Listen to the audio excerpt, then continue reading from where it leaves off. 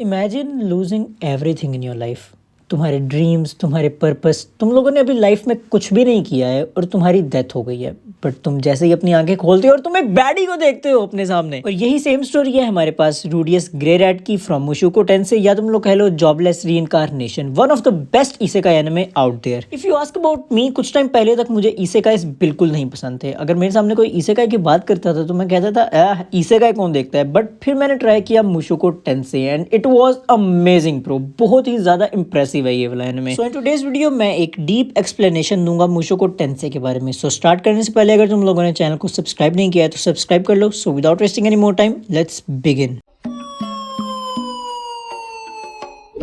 Hello everyone. So Mushoku Tensei हमें story बताता है एक 34 ईयर ओल्ड स्टूडेंट की, जिसकी लाइफ बहुत ज़्यादा ही अच्छी नहीं है। उसकी लाइफ रिग्रेट्स और फेलियर्स से भरी पड़ी है। फर्स्ट ही एपिसोड में उसकी डेथ हो जाती है और वो एक ऐसे वर्ल्ड में जाता है जो बहुत ज़्यादा फैंटेसी वर्ल्ड है, फुल ऑफ मैजिक है। उसका रीइंकार्नेशन हो गया है किसी और वर्ल्ड में। बट यहाँ पर जो ट्विस्ट है वो ये है कि उसकी अपनी पास्ट लाइफ की सारी मेमोरीज हैं, उसे सारा वो वाला नॉलेज है और जो जो उसके साथ पास्ट लाइफ में हुआ था उसे सब चीज़ें याद हैं। अब क्योंकि उसके पास माइंड 34 ईयर ओल्ड पर्सन का है तो वो बचपन से ही बहुत ज़्यादा इनक्रेडिबल होता है, बहुत ज़्यादा जीनियस होता है वो, और वो मैजिक में भी बहुत ज़्यादा अच्छा होता है। उसकी फाइटिंग स्किल्स भी काफ़ी ज़्यादा अच्छी होती हैं। एक एक्स्ट्रा ऑर्डिनरी बच्चा होता है माइंड, क्योंकि उसका 34 ईयर ओल्ड है। बट इसका मतलब ये नहीं है कि वो बिल्कुल ही परफेक्ट है। वो काफ़ी सारी मिस्टेक्स करता है और वो बहुत रिग्रेट करता है उन मिस्टेक्स के ऊपर। बेशक उसकी सेकेंड लाइफ है, इतना फ़र्क नहीं पड़ना चाहिए, बट वो फिर भी रिग्रेट करता है उनके ऊपर। बहुत ज़्यादा इंटेलिजेंट और दूसरों से ज़्यादा स्ट्रांग पैदा होने का मतलब उसके लिए ये नहीं था कि वो परफेक्ट है। वो फिर भी स्ट्रगल करता है अपने पास्ट ट्रॉमा से। उसके काफ़ी सारे फ्लॉज होते हैं। आहिस्ता आहिस्ता ये ट्राई करता है कि उसकी लाइफ बिल्कुल अच्छी वाली हो जाए।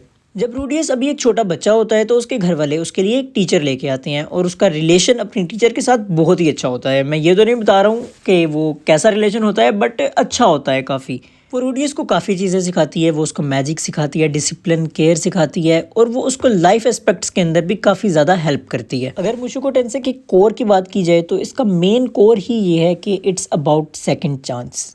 कि रूडियस की पहले वाली लाइफ बहुत ज़्यादा बुरी थी, उसकी सेकंड लाइफ में वो बहुत ज़्यादा इंटेलिजेंट है, बहुत ज़्यादा स्ट्रॉन्ग है और बहुत ही ज़्यादा एक अच्छा वाला करेक्टर है। ये कंप्लीट ऑपोजिट है उसकी प्रीवियस लाइफ से। जैसे वो फुल ऑफ रिग्रेट्स थी, फुल ऑफ फेलियर थी, अब बिल्कुल भी ऐसा नहीं है। फिर कुछ टाइम बाद जितना कुछ रॉक्सी को आता होता है वो सब कुछ रूडियस को सिखा के जाने वाली होती है। और अब जो उसकी ग्रेजुएशन सेरेमनी है वो बहुत ज़्यादा इमोशनल काइंड ऑफ होती है रूडियस के लिए, बिकॉज ये उसके लिए पहली बार था कि कोई उसके लिए प्राउड फील कर रहा है। कुछ रीजंस की वजह से बोरियस फैमिली के पास रूडियस को भेज दिया जाता है। उसका वहां पर मेन पर्पस है एरिस का ट्यूटर बनना, बट वहां पर जाके उसकी अपनी सोशल स्किल्स भी काफी ज्यादा इंप्रूव होती हैं और वो फाइटिंग और भी काफी सारी चीजें डिफरेंट सीखता है। जो एरिस है वो जो बोरियस फैमिली का हेड है उसकी ग्रैंड डॉटर है और उसका बिहेवियर बहुत ज्यादा वायलेंट है और एग्रेसिव है। स्टार्टिंग में तो वो दोनों आपस में लड़ते ही रहते हैं, बट जैसे ही टाइम पास होता रहता है उनका बॉन्ड आपस में काफी अच्छा हो जाता है और वो आपस में एक दूसरे के ऊपर काफी ज्यादा रिलाई करने लग जाते हैं। स्टोरी बिल्कुल अच्छी चल रही होती है, but all of a sudden एक माना कैलेमिटी आ जाती है, जिससे होता ये है कि वहां पर एक मैजिकल एक्सप्लोजन होता है, जिसकी वजह से होता ये है कि लोग डिफरेंट जगहों पर टेलीपोर्ट हो जाते हैं। कोई डीमन वर्ल्ड जा रहा है तो कोई कहीं पर जा रहा है।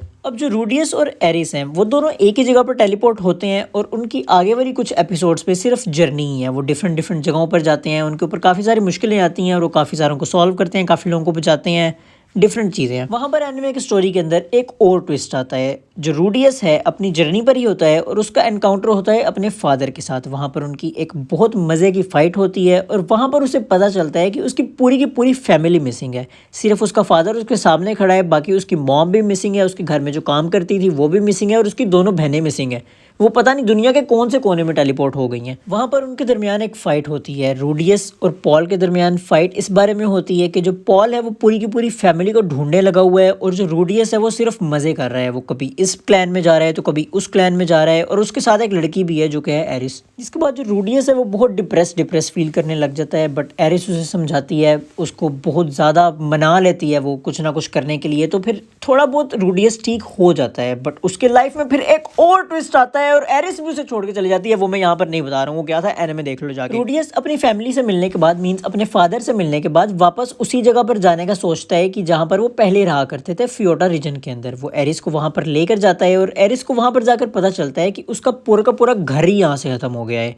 और वहाँ पर फिर उनके दरमियान एक वियर्ड चीज़ होती है, वो भी मैं नहीं बता रहा हूँ कि क्या चीज़, एनिमे में देख लेना। एक वियर्ड चीज़ होती है और उसके बाद उसे एरिस छोड़कर चली जाती है और वो उसका दिल तोड़ देती है कि इतना टाइम जिस लड़की ने उसके साथ स्पेंड किया, जिसने उसे पसंद किया, उसे प्यार किया, वही उसे छोड़कर चली गई है। वो नेक्स्ट मॉर्निंग जब उठता है रूडियस, उसके साथ वो होती ही नहीं है एरिस, और वो बहुत ज़्यादा डिप्रेस हो जाता है।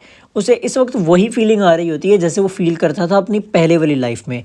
और यहाँ पर ही फिर एक दो और सीन्स के बाद जो है सीज़न 1 ख़त्म हो जाता है। मैंने सिर्फ ऊपर ऊपर से रिव्यू दिया है, बहुत ज़्यादा बट डीप नहीं गया हूँ क्योंकि ऐसे मज़ा नहीं आता यार। तुम लोग एनिमे देखो, ये एनिमे बहुत ज़्यादा इंक्रेडिबल है। आई होप तुम लोगों को ये वीडियो अच्छी लगी हो। वीडियो अच्छी लगी हो तो लाइक शेयर एंड सब्सक्राइब करना। लेट वीडियो का रीज़न यही था कि मेरा जो है यूनिवर्सिटी ओपन हो गया है और मुझे बिल्कुल भी टाइम नहीं मिल रहा है। मैं सिर्फ एक शॉर्ट ही अपलोड करता हूँ हर डे में, बट अब मैं ट्राई करूँगा कि मैं वीक में एटलीस्ट एक लॉन्ग वीडियो तो डाल ही दिया करूँगा।